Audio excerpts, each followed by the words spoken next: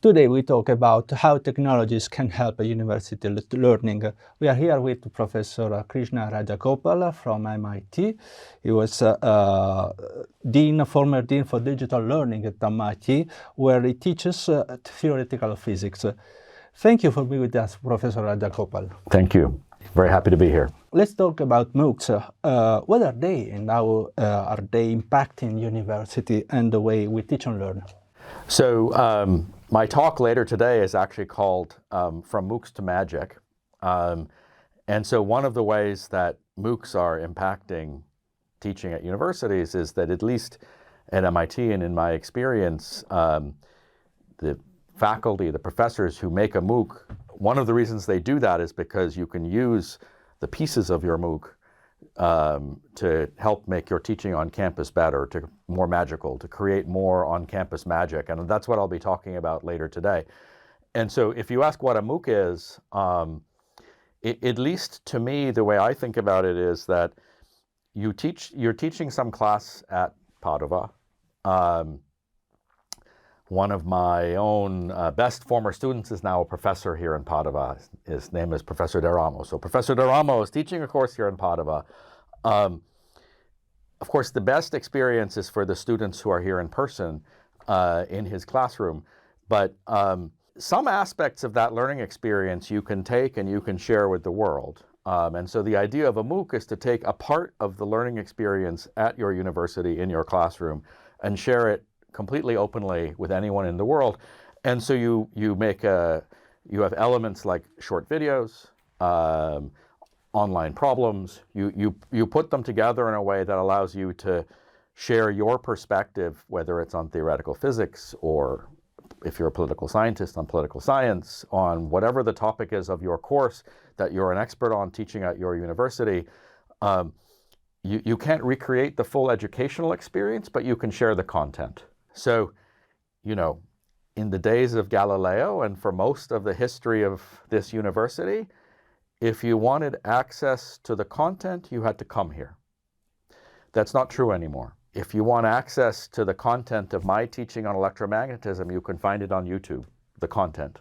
But so then the question is, what do you come to university for? And it's for the magic.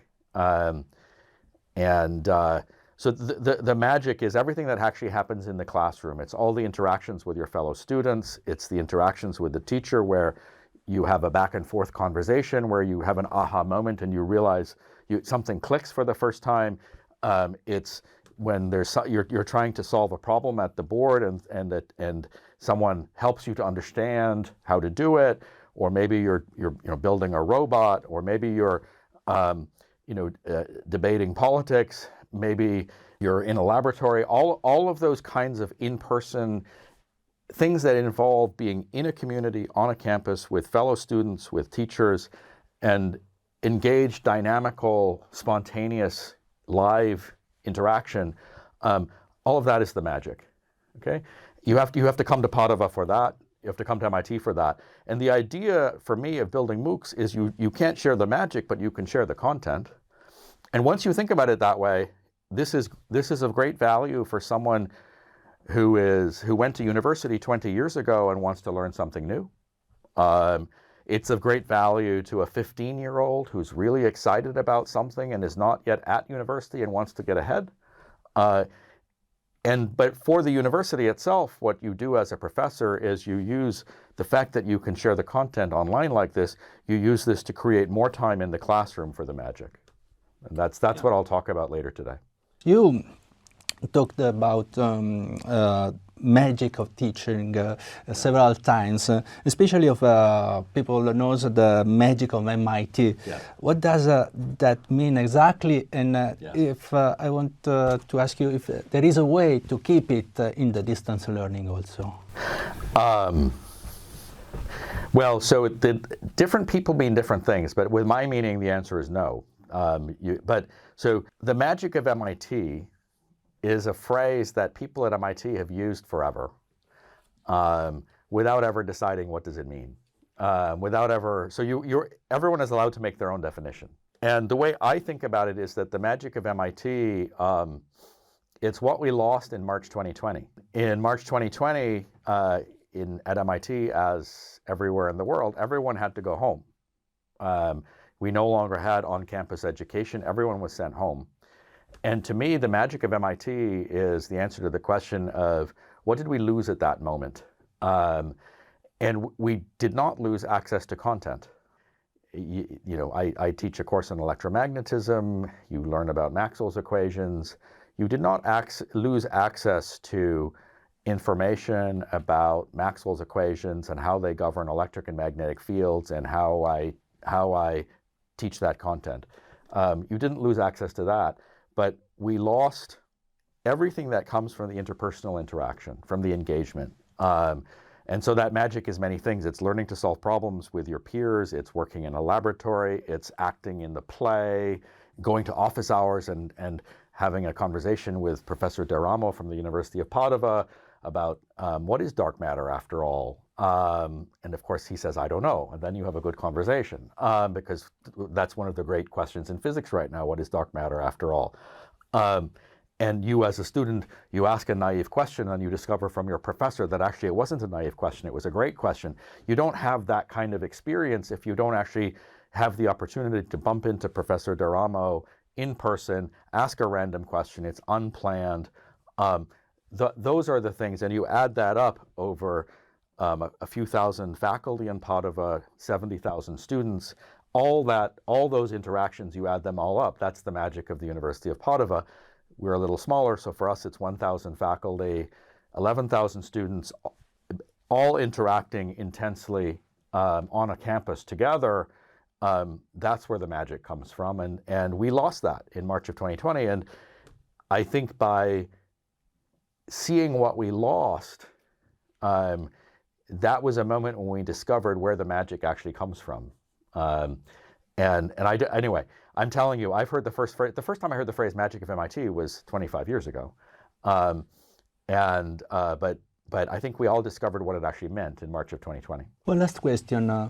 We are talking about a process, what is at the beginning, at the very beginning, for the future. How do you see university teaching? I think at its core, teaching will always be about two people interacting like this. And you can't do all teaching one-on-one, so you have to think what is the best way, what are the best ways of recreating an experience where I learn from you, perhaps you learn from me. So one of the things I think I actually want to change your question a little bit, because it's actually more about learning than it is about teaching. One of my predecessors at MIT, a great physicist from a previous time named Vicky Weisskopf. I arrived at MIT as a beginning young professor in 1997. I had the privilege of meeting him shortly before the end of his life. He was a physicist at MIT in the 50s, 60s, 70s, 80s. By the time I arrived, he had retired for quite some time. Anyway, one of his favorite sayings in talking about teaching, and he was a great teacher in addition to being, he was the former director general of CERN, he was a great researcher, he was also a great teacher. And one of his favorite pithy quotes was, it is better to uncover a little than to cover a lot. And so what matters in teaching is not what you cover, it's what the student learns. And so I think the question for the future is how can we as teachers, what can we do to improve student learning? The direction that I've been a part of at MIT in recent years has been to take the delivery of content and put that online, and to make the in-classroom experience the time for engagement and the time for problem solving and the time for aha moments from the student.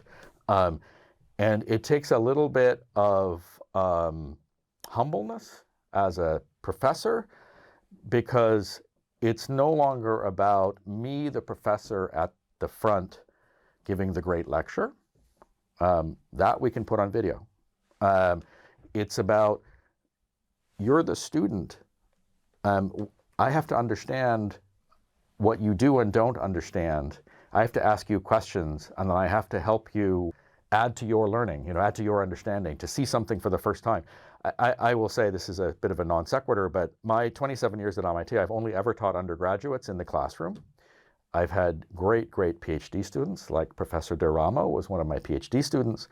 But my classroom teaching has all been undergrad. In fact, it's only ever been first year, second year, and third year. I've never taught a more advanced classroom subject than the third year. And the reason is that what I really like as a teacher is seeing that students at the end of the semester have mastered a whole new way of looking at the world that they didn't have before. It's understanding magnetic fields for the first time, understanding quantum mechanics for the first time. And to me, the value of that is it's not so much in the teaching, it's in the learning that you see happening in your students. And I see that much more clearly with beginning students than I do with PhD students. The way I like to interact with PhD students is as research students. We do research together as in a more apprenticeship mode. We work together on a research problem. We make discoveries together as research student, research advisor. But in teaching, I've really found the joy of teaching comes not from the presentation, but from seeing the students learn. All of this, I think, will be the same. The way technology will be used will be to, hopefully, to improve our effectiveness, and by that I mean to improve our ability to help students learn. Now, one of your obvious follow-up question is, how will AI play a role in this? I think we're all asking ourselves this question. If you really could build an AI engine that really could engage with a student in the way that a good teacher does, to ask Socratic questions and to find out what you do and don't already know, and figure out the best way to help you to think for yourself. Do you think it will be possible? That it doesn't exist now. I'm a theoretical physicist. I'm not a computer scientist. I don't want to say anything is impossible. I'm not going to say something is impossible. I'll say it doesn't exist today. The large language models of today are nothing like what I just said. They're kind of fun and they're useful for a variety of things, but they're nothing like what I just said. Let's see what the computer scientists of today and tomorrow develop. I'm no expert on AI or computer science, but it doesn't exist today, what I just described. I have many doubts about it. Thank you, Professor Krishna Rajagopal, for being with us and for telling us about the magic of MIT. Thank you very much. I hope that you will enjoy some of the magic of Padua also. I already am.